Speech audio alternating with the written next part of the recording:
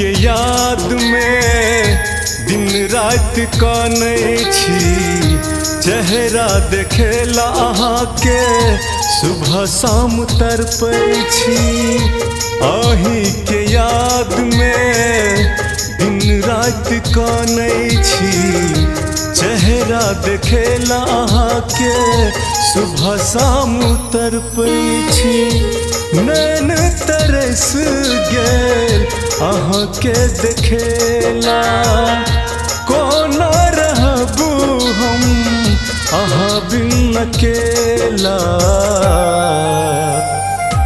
ए सजनी ये कोना रहबू परदेस ये।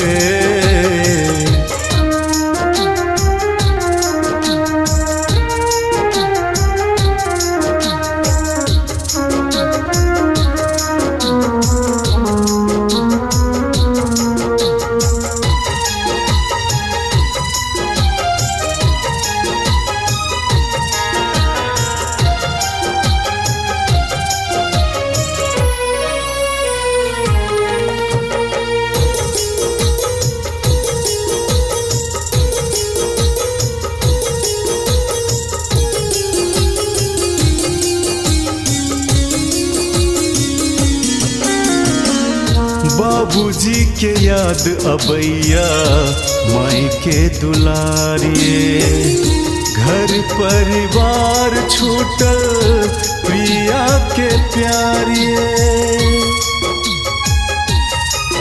हाँ बाबूजी के याद अबैया माई के दुलारिए, घर परिवार छूटल प्रिया के प्यारिए।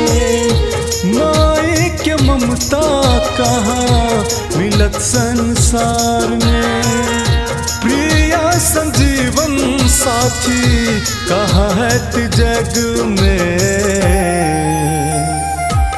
सजनी ये कोना रहबू परदेस ये।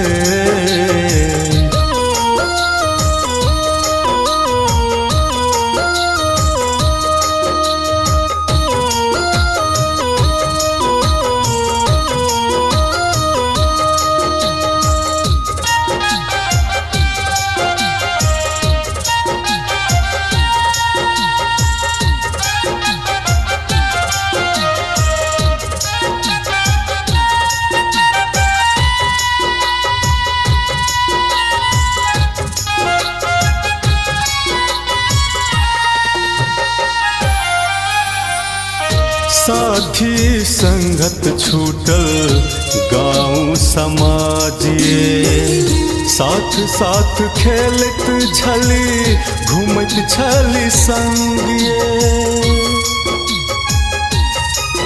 ओ साथी संगत छूटल गाँव समाजिए, साथ साथ खेलत छली घूमत छली संगिए।